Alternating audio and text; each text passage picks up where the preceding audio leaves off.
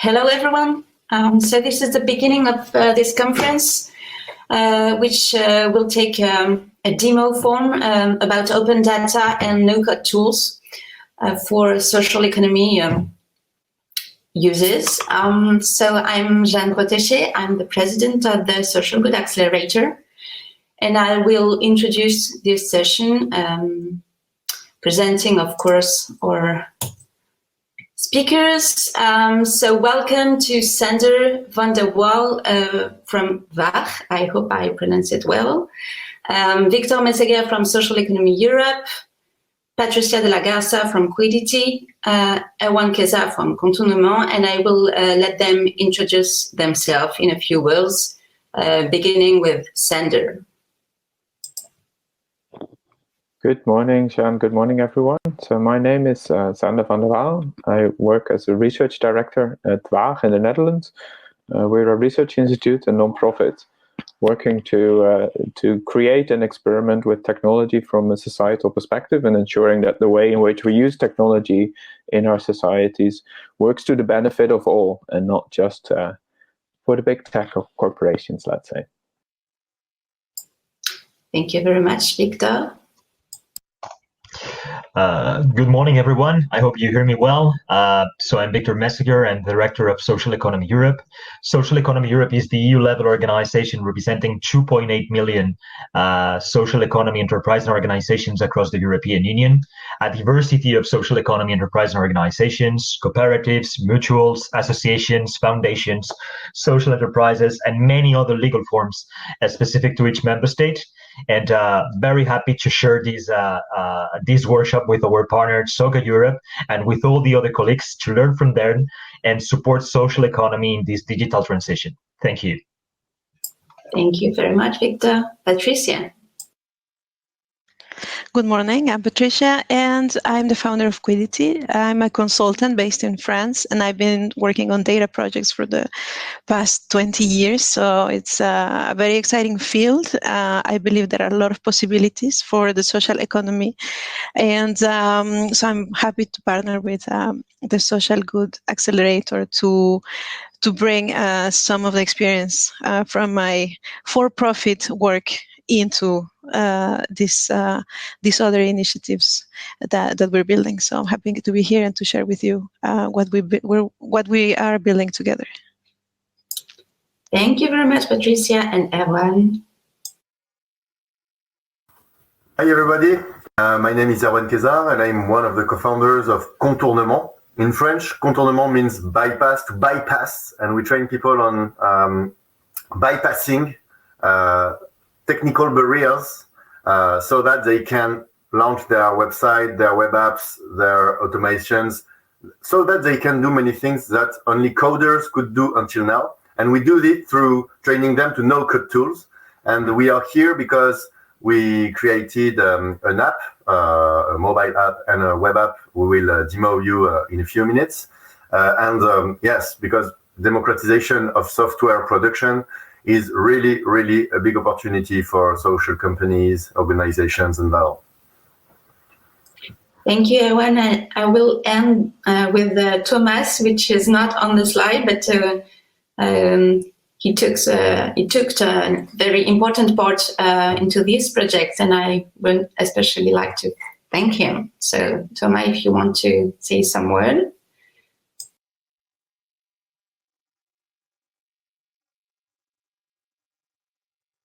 Okay, he's too concentrated on the presentation. So let's begin. I will make a short introduction about the project we will present today. We worked hard in the past few months on this project to demonstrate how we can use open data and thanks to no-code tool, transform open data into very useful digital tools for social economy. We are the Social Good Accelerator. We are a non-profit based in between Paris and Brussels. We were born in 2018, sorry. we are working on digital transformation for social economy and on the enhancement of social tech models in Europe.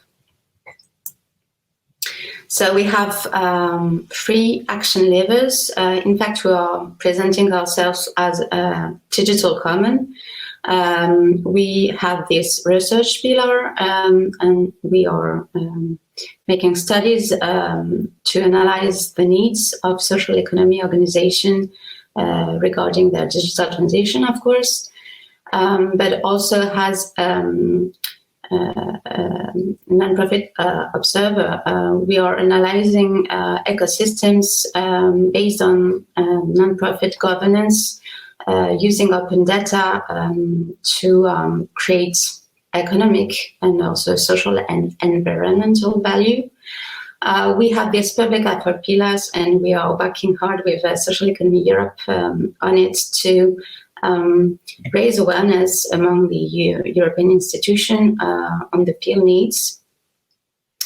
And also we have this community organizing pillar, and this community organizing lever is working on projects. And the Social Tech Atlas we will present today is one of the projects which is community-based, in fact, and we are working collectively on this project to improve awareness and community organizing for digital transformation of social economy in Europe. So we began with a study in 2019 to analyze the needs and the expectation about cooperation with tech sector in the social economy organizations. And what we observed, one of the main learnings, is that open source and open data is pretty much valuable for social economy organizations. And this learning is also enlightened by the study New Technologies and Digitization of ES and COSM, which was published a few months after ours. And you see that 89% of the social economy organization which has responded to that study are also waiting for open source and open data solutions. If we take a look on open data figures, it's a big economic value within the European Union. And there is also institutional tools. These 2 portals, European Data Portal and EU Open Data Portal, are currently merging into this new portal, dataeuropea.eu, and they are offering data sets for every European organization and beyond. And today, one of our recommendations, we deposited a policy paper recently to work on the action plan for social economy, is that open data sets will be strengthened for social economy, especially with the EU project funded data sets, because it should be mandatory, but to date, when a project is funded by European Union, the data sets are not always open. If we take a look on an open market, you can see it's an emerging market, but a very fast one. And Erwan, who is an expert, will manage to explain you the use. Basically, no-code tools enable any person or organization to create a mobile app or a website without any coding skills. And it allows organization to prototype easily solutions, digital solutions, based on especially data sets. So that's the thing we want to demonstrate today. Just a rapid glance on all the potentiality of no code.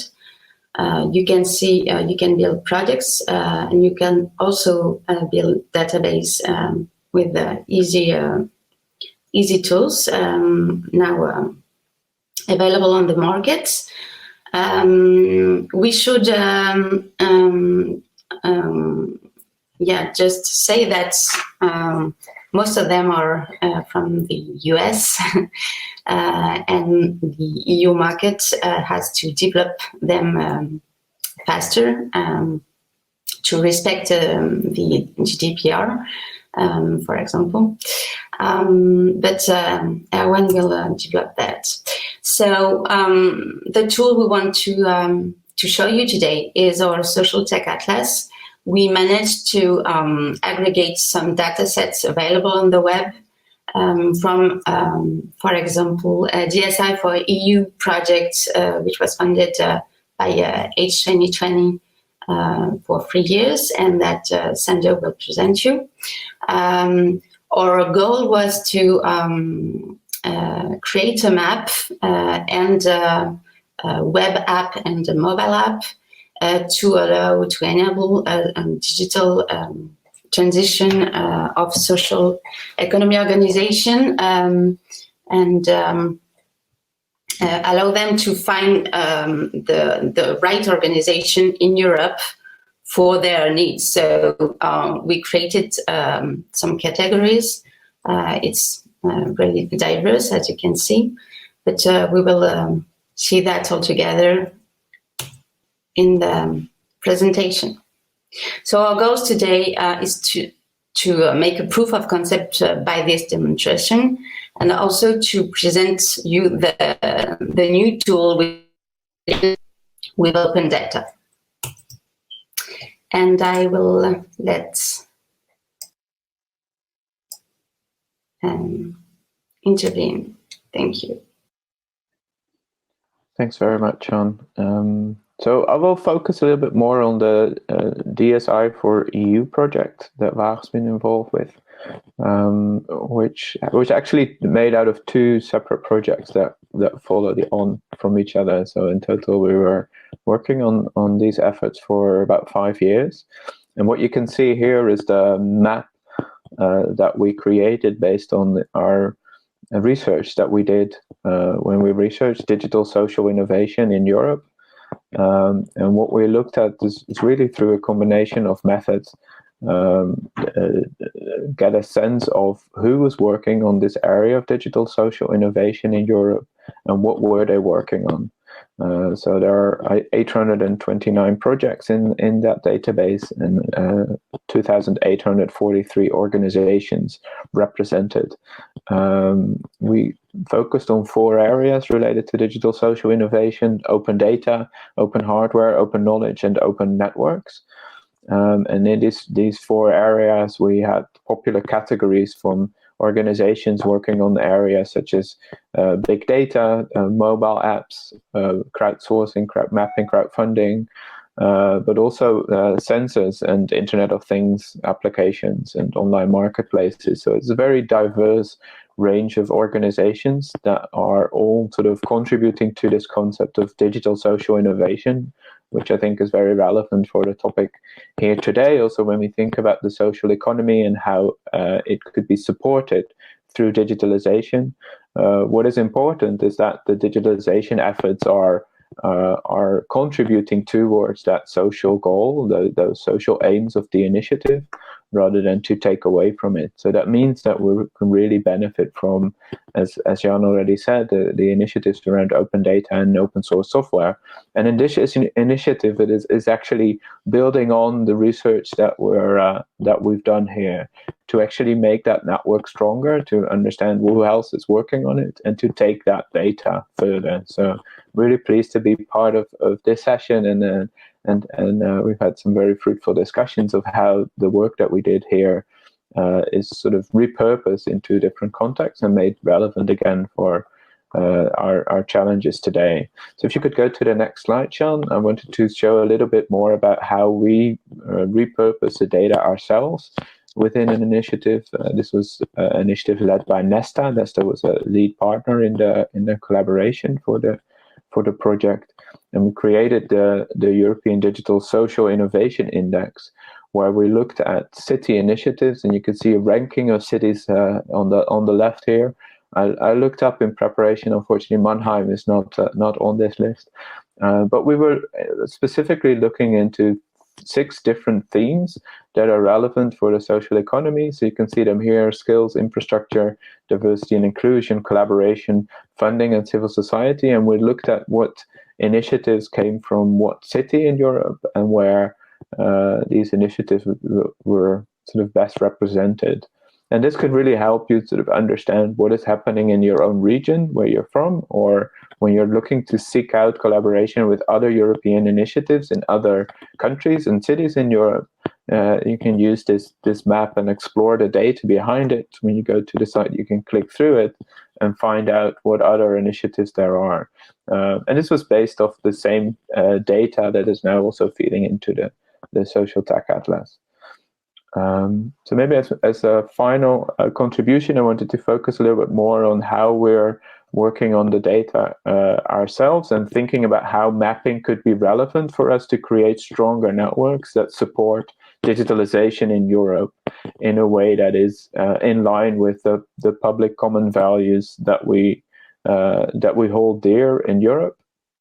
So when you look at the next slide, you can see an initiative that we started to map out organizations in the ecosystem working on ethical internet for the public good. And this is a new initiative which is inspired by the work that we did in the digital social innovation work, where we are focusing more specifically on how we can create digital platforms that are based on public common European values. So one of the interesting things here is that this is a work in progress. I will share the link in the chat later so everyone can have a look and contribute to this. We presented this during the Public Spaces Conference, which is an initiative that is really working on building these online spaces for the public good. And one thing that we found when we were gathering this data is that it is actually quite challenging right now to deal with questions like, how do you deal with personal data? Because of GDPR, you don't just publish personal data. You have to grant permission. And then at the same time, we also don't want to create a big database with personal identifiable information, which could be used for spam purposes and things like that. So one of the challenges that we're still figuring out is that on the one hand, it's good to have like a public phone book almost of organizations as we had in DSI, and that we're building on here within the Public Spaces Initiative. But we're trying to get one step further and see how you can find not just the organizations, but connect with the people behind them, because there's lots of interesting people that you want to collaborate with. So this is one of the challenges that we haven't fully figured out yet. But I think it's really interesting to see how these mapping initiatives and the networks that are working on similar purpose could be connected, and how the data that underpins these published as open data could be repurposed for other work as well and other projects. And maybe use no-code tools in order to do that. Let me hand back to Jeanne and leave it at that for now. I look forward to discuss it a bit more later in the session. Thank you very much, Sander. So now that we explored one of the main inspiration we had beginning this project, I want to let Patricia explain how we build the database or on one, because it requests some skills, in fact, and as a data architect, she could manage to improve our own skills and also to build a strong database and a useful one. So, Patricia, it's your turn. Yes, thank you. So the work that Sander described was indeed very inspiring and for Soga. And actually, up to that point, we were data users. So we knew the data, we thought it was very cool. So the aim here was to continue that work and to, like Sander was saying, to repurpose it, to enhance it, or at least adapt it so that it helps us in our mission. So the first thing we had to do was to kind of change our mindset and think, okay, we're more than data users now. We want to be a data provider. So that takes some rethinking, maybe in your organization. Being a data provider is not like your main goal. So, but how could this asset, this data that is very valuable, how could you capture more of it? How could you analyze it in a more interesting way? How could you share it with other people so that they can create these new applications? So when you think about that and how it can be useful to your organization and your shareholders, then you can start seeing how data can be a very important part in your strategy. So once you know that you want to go into this path of becoming a data provider like we did, so if you can go to the next slide, Jan. One thing you might be thinking is, actually, I don't have a lot of data in my organization. The scope is quite limited. It might not be that useful, but actually data, the more you play with it, the more valuable it might become. So we encourage, and we do want to share more data, and we think that open data is a good thing, because then magic can happen. When the more you share, the more creative ways, like what Sander showed us, is fantastic, like new ways of just even visualize it. But then when you aggregate it, when you combine it, then again, the value of data can grow exponentially. So don't feel that because you have something that is quite specific, it might not be useful. So now, how do we approach this process of becoming a data provider? So in our case, we have this atlas. We wanted to create it. So the first thing is that it has to be something that is aligned to your mission. So at this, it's nice to share data, but how is it helping my mission? And who are my stakeholders? So which of my stakeholders will derive value from this? How is that going to help them? So we understand our audience very well and their wants and needs. You can also engage with them and even use some of the UX design principles to interview them. We also even have a canvas for this project. So we were very clear from day one that we have this goal of mapping the ecosystem of the tech players that can collaborate with our stakeholders and help them advance in their missions. So this is what the Atlas is going to do. It's going to give you a list that is up to date and that is complete of the people who are next to you or who are working in similar things that can help you. So that was our goal. And then the other thing when you approach this type of project is, at least our philosophy is to stay agile. So it's not something, sorry, someone had to ring the door. But so you have to be agile. So it's going to be an iterative process. So we wanted to first prototype before doing these huge investments. And it's important that you start getting user feedback right away.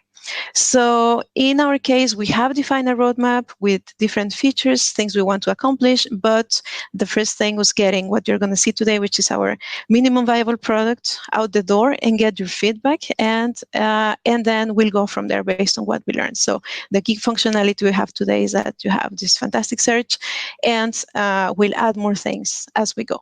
And the last part of our philosophy also, it's to keep it simple. So especially if you don't have like a big IT department behind you to help you, really just stick to the tools and the data that you know well, that you're familiar with, and don't let technology bog you down. So really, this is also why we're going to talk today about no-code tools. So we have this first version of the database, and then I'll tell you how we built it just after. But by building this application on top of it, it helps us, number one, validate it, that our database has the right fields, and maybe imagining new fields that we might want to add later. And it provides value right away. So this prototype, it's maybe a beta version, but it's useful right away. So I think with these 3 principles, you can get started even in a small project and very quickly put something out the door. So how does a data project look like? Well, it's actually this infinite loop. It never ends. So you have the data that you're going to gather. We can go to the next slide if you want, Jen. You have the data that you are going to gather. So that's where normally we start. So with your different data sources, which could be existing databases, government data, weather data, stuff that you get from websites. You need the tools to do it. So you can do some scripting, or you can even use no-code tools to automate some of these workflows. As we saw, there are so many tools, and some of them do, for example, web scraping. And then also, once you have the data, in a data project, the biggest part of it is the preparation of the data. At least, I mean, in all the projects I worked on, it's the case, and it was not an exception for this atlas.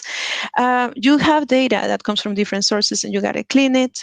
You got to get rid of the, we talked about GDPR, so you got to get rid of all the very sensitive information, personal information. If you're dealing, it's not our case, but you might be dealing with numbers, with figures, so you want to do some simple cleaning or calculation. Imagine even just phone numbers, how messy it is. So depending where you get the data, sometimes there is a plus, the parentheses, space, dash. So all this logic has to be done. As you're getting started, in our case, Thomas, our project manager, worked like crazy on this part. It can be a manual work at first, just to understand all the logic that you need to implement. But later, of course, we want to use other tools to make sure that it doesn't take days to get the data out the door. So that's where maybe some scripting tools, some no-code tools, some Excel macros, whatever you feel comfortable with to prepare the data. And then once this phase is done, you also have to think about where are you going to store the data? So, of course, it depends on the size of the data. Is it one table? Is it many tables, many files, zip files? And this also depends on things like, okay, do you want Silicon Valley to have this data? Or is it so confidential that you want to have it in your server or in your country? And maybe it's open, but you need to authorize who or know who's using this data. And also, are you going to historize it? Are you going to keep the latest photo? This sort of thinking of how is it going to evolve over time, which is very important. And then you get to the publish part, which is where you're going to give that data to the world in some way, which could be an API, it could be a download a file, or it could be, like we did, an application on top of it, on top of a file. And or maybe your audience, all they want is that you give them a dashboard, something that is a bit more processed and analyzed, or a visualization that they get every month, and so they don't really care for the file. In this case, also think in terms of when you're thinking of open data, you have to think about the licensing. So what are the rules to access this data? Do people need to notify you, to mention you, quote you? And also, if you're going to change the version, you cannot break what was done before. So you really need to engage with your users and say, hey, we're making this modification, we're adding new fields, and obviously get the feedback so that you can keep this loop. You can keep improving your data application. So let me show you how that looks for us, how we did it. So the sources is we took the existing databases, like the one Sander just mentioned. So that was our inspiration, but there were other interesting sources that we gather and that we join in one single place. And there was also some web scraping. So we had some scripts to go connect to websites or to Twitter and gather some valuable information that then we added to this database. And after that, there was a huge work to prepare this data, finding missing data, cleaning up the data, like we said. We wanted to have this geolocalization feature. It was important to us, so we had to go and get precise latitude, longitude information, for example, standardize the format for the different graphs, and then obviously clear sensitive data. There was sensitive data there, so get rid of it. And for that, we put all this in Google Sheets. So Google Sheets has been like our working tool where we're gathering all the information. There was some Python, and I believe maybe even some no coding also, some other tools. And so the result of that was this Google Sheet. So for us, it's only a few thousand rows so far and only 30 columns. So for this first prototype, this first version, since there is no sensitive data, we feel actually comfortable having it for now in Google Sheets and also on Airtable, which allows for some easy integration with other tools. And then now for the published part, so again, I'll repeat, we have the database. Is there, you can look at it. The links are being shared on the chat. And so Erwan took this database and built a web application and a mobile application that you can go and use now. So in a few weeks, we were able to go through this cycle. I won't say it was necessarily easy, but it is possible to go from an idea to complete this data, this first version of the data project in a few weeks if you choose the tools and the approach right. So with this, I let Erwan demo you this, how he built our MVP. Thank you, Patricia. Thanks. Thank you very much, Patricia. So now I am going to show you my screen to talk to you about no code and show you what we realized at Contournement. Can you see my slide? Okay, just to begin, I have to explain a bit more in detail what no-code tools are, because some people may say, yeah, but Excel is a no-code tool because you don't have to program to write code to make calculations. No, no-code tools, that's a category of technologies that are really emerging, that's been emerging for 4 years ago. It has become mature, it has become ready 4 years ago. It exists for a longer time, but you can see on Google's curve on the top left corner that this word has appeared really about 4 years ago. And no-code tools are tools that are 100% cloud-based. What does it mean? It means that if you want to make a website, if you want to make a web app, if you want to automate some processes, you don't have to install anything. You don't have to set something complicated up. You just have to subscribe online, like if you created an Instagram account, and then you can begin to work visually without reading code, without writing code. And then when you want to share your website or your web app or your mobile app, you just have to click on publish, and that's okay. You can share the screen. And that's something very important to begin with, because that's why non-technical people, non-technical profile can create things with no-code tools. That's because you don't have anything to install. The first step is really light, And we have nothing to install, nothing to host. Everything is self-hosted, so sometimes you can have a bit of dependence, but we can talk about that later if you want. And it's 100% visual, nothing to code, no code to read. That's what is no-code tools. That's not low-code tools.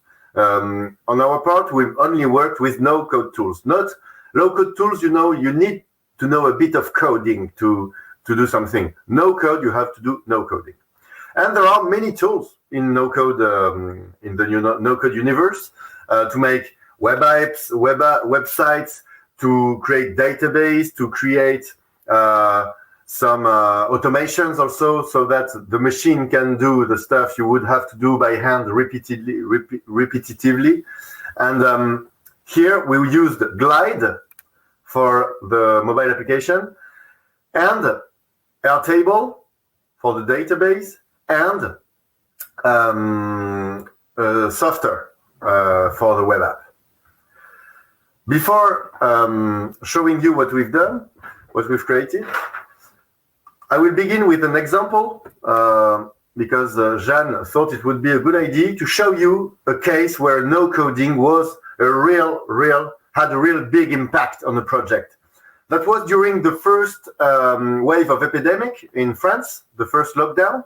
There is an organization called Banlieue Santé who helps people, underprivileged people who have no access to healthcare because sometimes they don't understand how it works. They think they will have to pay.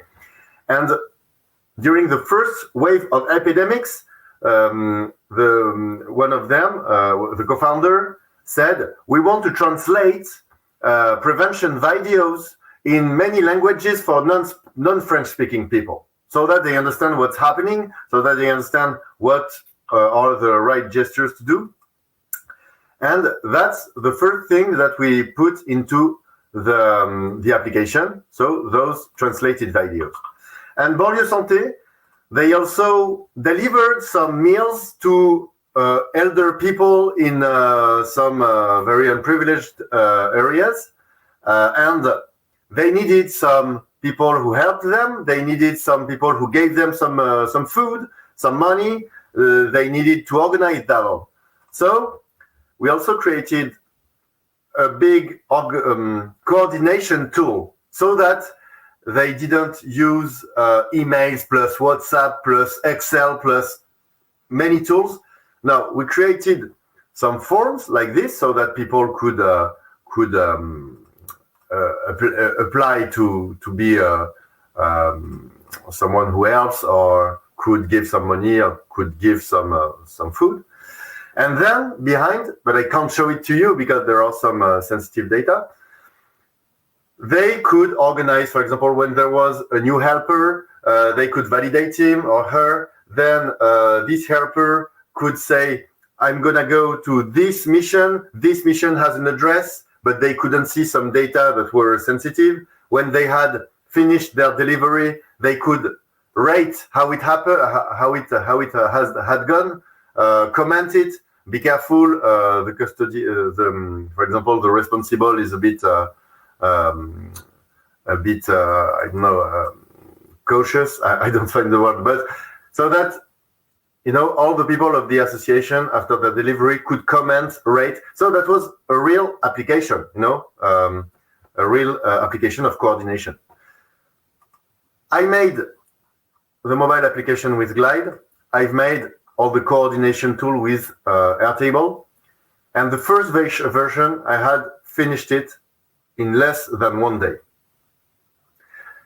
And that's very important to say this because I've run several web agencies in my life, and normally that kind of project, I would have needed 1 month minimum, and maybe, I don't know, 15,000 euros. Here, I only paid 2 subscriptions of 20 euros a month, and in less than 1 day, I could achieve this. Then we made it evolve during the next weeks. But this app has helped thousands of people and maybe saved lives. And that's a right example of a concrete project on the field that needed some organization and some communication tools, and that potentialized that really improved their potential and their impact. That's when no-code is really helpful. But in this example, I did it, and I know no-code. That would have been more interesting if people of Banlieue Santé had done it by themselves.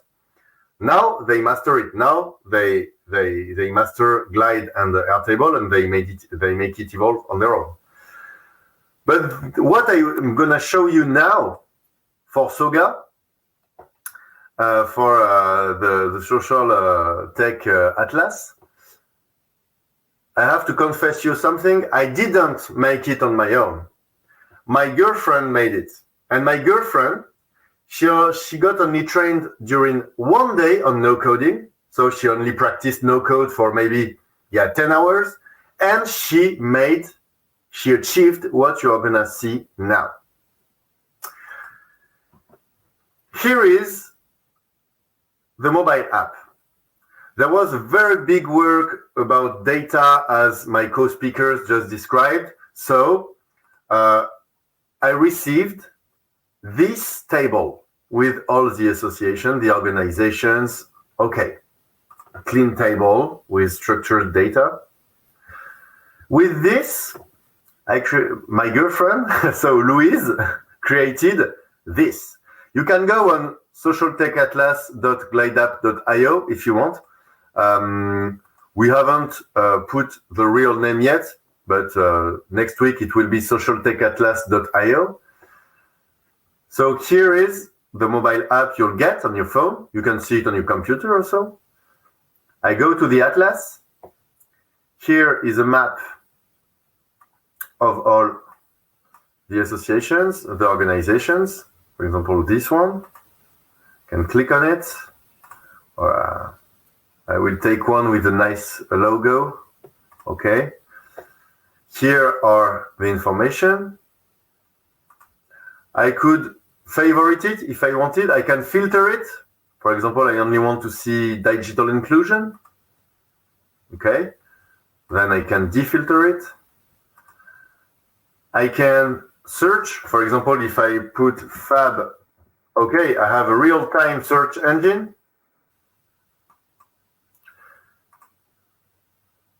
And this part, Louise, who was a beginner, so who could be someone in an organization who doesn't code, she's made this part in approximately 2 hours. You know, when we have put this table into Glide, it gave not this, we had to customize it, but it gave something that was not far from it. Now let's look at what Glide looks like under the curtain. Excuse me. Here we are in Glide. That's a no-code tool. Everything's visual and everything's online. I only have to click on share and I can share the link to you. I don't have to host anything. So, for example, if I click on this, Investir Plus, I know that. Here, I can see all the items that are here. If I put it here, for example, I just move it, it will move in real time. If I want to add a button, a text, audio, image, map, I can do it.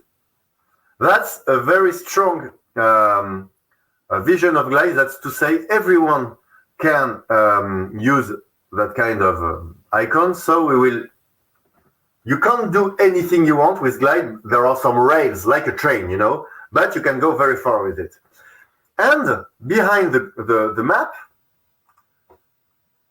as I said, this is it. If I change something here, it will be changed in the map. So this was for the mobile part. So know that as an organization, as a non-technical person, you can master that kind of tools in less than 1 day. Of course, you will not be an expert, but in less than 1 day, you can ship something, you can deliver something that people can use. Let's get it real. And there are some other no-code tools for mobile apps that are more complicated to use, but Glide is the easiest to use for mobile apps. Okay. So, yes? Erwan, yeah, I'm sorry, we're running out of time, and I think it's time to... I think for 20 minutes for my part in the driver. Yes, but okay. if we want to let people intervene in the end, Okay. maybe... I'm sorry, it was an amazing presentation, and we are so proud of these achievements, these collective achievements. Thank you very much. And thanks to Louise for integrating everything the past week. It's pretty recent. So, yeah, Victor, we would like to hear your intervention about EU policy, because we have work to do about that. I'm gonna share my screen again, but you can start. Perfect. Thank you very much, Jeanne. So first of all, I will be super brief. Also because I am the only non-expert in this panel. I mean, so the work you all do is impressive. And what I wanted, I was super interested by the different presentations. And what I wanted, one of the first messages that I wanted to share is, first of all, thanks to SOGA Europe, to the Social Good Accelerator for organizing this, but also for all the work that you do together, always building bridges and always cooperating. If I may share some random and maybe a bit disorder ideas, the social economy has always been about pioneers. Jeanne, maybe we could go back to I mean, without the slides, so that we can see each other on a more conversational way. Thanks a lot. But in any case, yeah, thank you very much.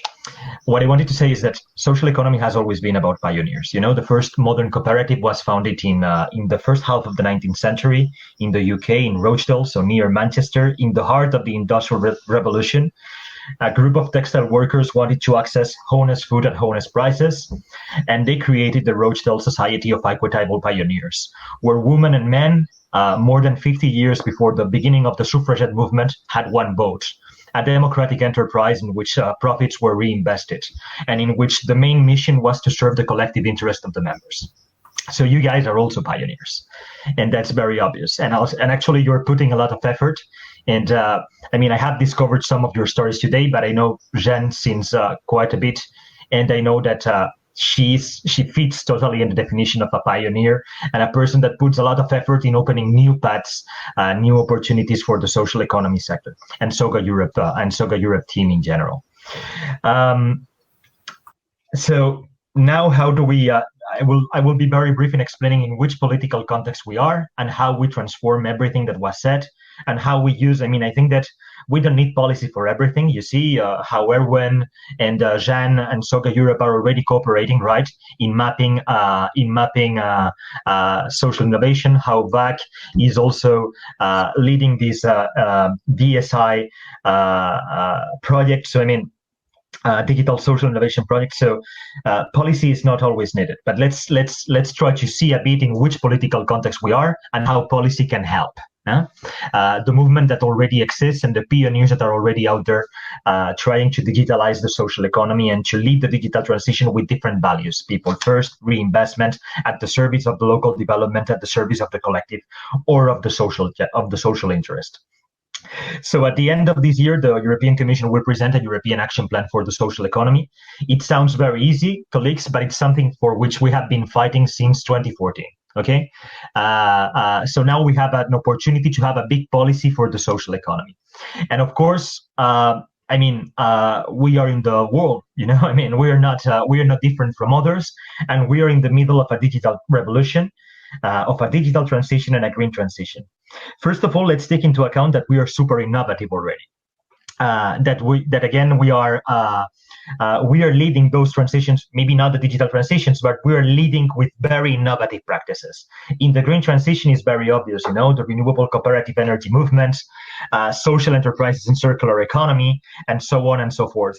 But also in the digital economy, we are seeing a lot of grassroots movements presenting alternatives, like platform cooperatives, riders or consumers that are fed up with the actual system, with the current system, which is an extractive system, and they are coming together, creating their own platforms and empowering themselves and empowering the local communities again. So let's recognize that there is a lot of innovation already in the social economy and a lot of solutions that social economy is already offering. It can be platform co-ops, but also, and platform co-ops both from workers' perspective, both for consumers' perspective that want real P2P exchange, real sharing, a real sharing economy in which no third party is extracting profits and maximizing them. Going back to the policy context, the social economy in general. So in Europe, 2.8 million businesses, very different among them. Some of them are very big; they are leaders. You know, the third industrial group of Spain is a cooperative, so that's fantastic. That's great. The colleagues of Mondragon Corporation, the first worker co-op in the world, need help, but they already have a lot of means. But in the social economy, we have all the third sector, the associative movement, small cooperatives that really need to be supported through this digital transition. What are the opportunities? And I will be very brief. The opportunities, the big opportunity right now, in my opinion, is called Pact for Skills. It is an initiative that was launched by the European Commission. DG Grow, this morning we heard to Commissioner Thierry Breton, together with Commissioner Schmidt, DG Employment, they have launched the Pact for Skills. And very briefly, under this Pact for Skills, the social economy has been, I will try maybe to share my screen, although I have no idea because I haven't tried before. Yeah, there we go. I think now I can share my screen. So social economy has been, the European Commission says that social economy is one of the 14 industrial ecosystems for the recovery of Europe. So we have a lot of ecosystems. We have tourism, aerospace and defense, textiles, electronics, of course, the automotive industry, renewable energies, agri-food, and so on and so forth. And then, we have the social economy, which is actually a cross-sectoral ecosystem, because social economy is all over the place. So thanks to this, social economy has a lot of opportunities in the Pact for Skills and in Erasmus+. So we need to be funded collectively. We need to build bridges to cooperate so that we can help social economy employees, social economy entrepreneurs, thanks to the European Union, with the support of the European Union member states, to lead this digital transition. There is EU budget for that now. Under Erasmus+, under the Pact for Skills, we need to use it, and we need to build alliances among ourselves to use it in a coherent manner, and to make sure that this is a success. In terms of access to finance, there is a lot of stuff. I will not be boring, but under the new multi-annual financial framework, we have opened up a lot of new possibilities. The ESF Plus, it has social economy at its core now, so the European Social Fund, but also the InvestEU, which is the big European Commission investment tool, and also the Recovery and Resilience Facility, which is the heart of the recovery plan for Europe. So we have many windows of opportunity now that before didn't exist. Let's use them. Let's make sure that the offer meets the demand. And for that, we need to organize and to cooperate again with European institutions. And let's support social economy organizations. And with that, I will shut up. The work that SOGA Europe does, this pioneer work that SOGA Europe does, that VAC with the Digital Social Innovation Project does, needs to be supported. And the Social Economy Action Plan should generate answers for that, should generate instruments to support this mapping of social good actors in Europe, right? So with that, I will shut up. And if there is any question, I'm happy to answer. But the experts are the women and men that spoke before. Thank you very much, Victor. European policies is a big part of the mission of Social Good Accelerator and Social Economy Europe, and we are working closely on it, especially about open data development for social economy, as you might have understood. This is still a work in progress, and we all social economy organizations have to be open, more open with their data, especially when they are funded by European institutions. It's a habit that we should all have, and skills we should all integrate fast to improve our collective efficiency. That is one of the main subjects and recommendation we put within our policy paper I just shared in the chat. So we have a few minutes left for your questions and interventions. I believe we have the possibility to invite people on the screen. Miriam, would you like to raise your question directly on the screen? I can read it. What, in your opinion, would be needed on a regional local level to share knowledge with actors in the social innovation field, which are often less well trained in digital innovation?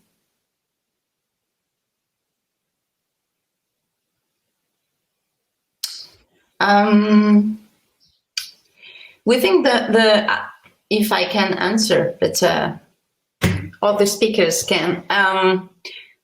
Yeah, we think Erasmus Plus is the accurate program to do that. And there's a lot of initiative.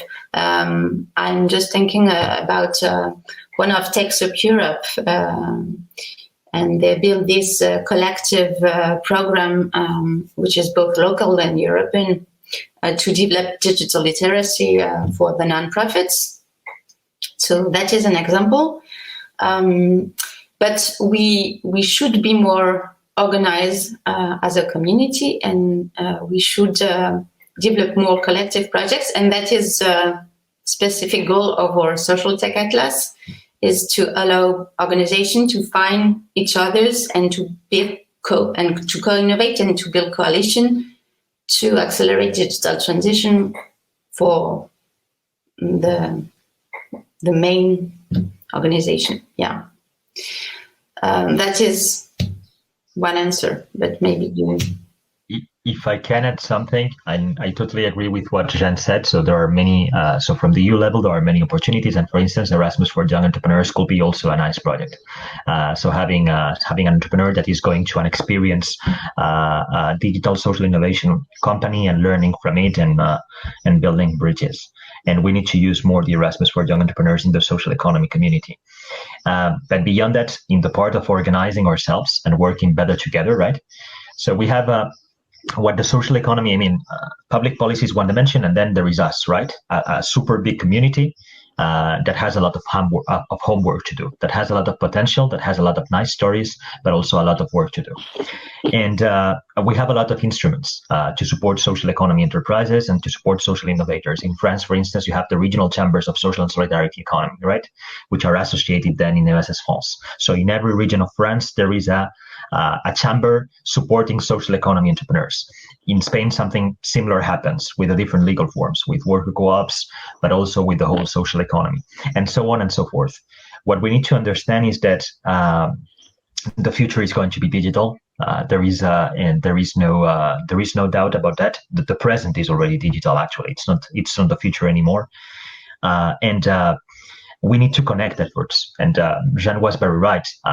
We need to connect the efforts of experts as a social good accelerator and the ones present here, consultants and experts like the ones that we have here, with these regional social economy chambers, which are supporting social economy entrepreneurs. We need to have specific programs to support the digitalization of the social economy. And this is a collective challenge of the social economy sector. If we want to be, we always say that we are tomorrow, and this will ring a bell, particularly for the French. We always say that we are the future. To be the future, we have to invest in digitalizing social economy and work together in that. That's great. If I can add sort of one thing to that, I think it's really relevant what Victor and Jeanne is saying. What I'd like to add to that is that one risk that I think we have in digitalization efforts is that we've seen sort of the platform economy leading us into directions that is distracting us from our aims as social economy in Europe. So one thing that's quite tricky is to sort of teach the digitalization skills that help people understand that some platforms are better than others in a way. There are different ways to achieve digitalization, which is sort of holding true to our values in the social economy.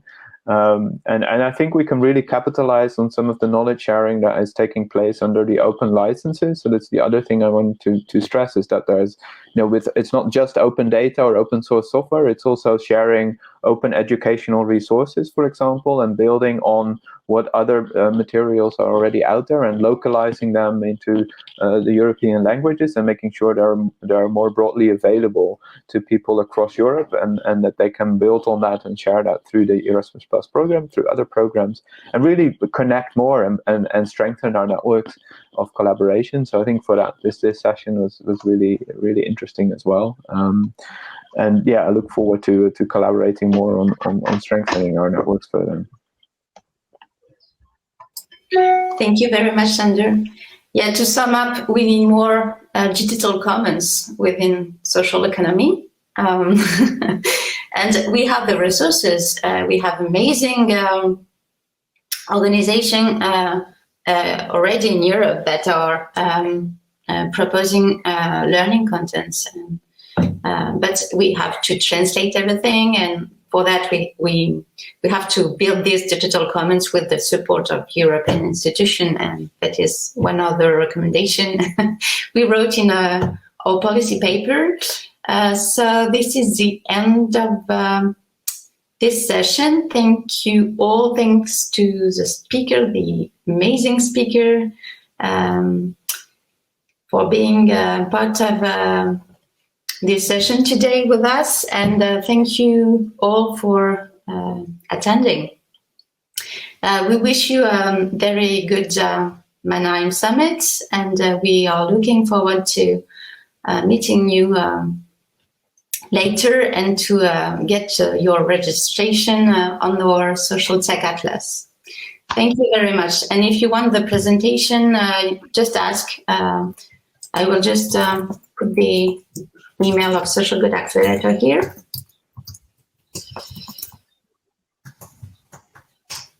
Here you are. Thank you. Have a nice day. Thanks, everyone. Thank you. Bye-bye. Bye-bye. Bye. Thank you Bye, so much. everyone.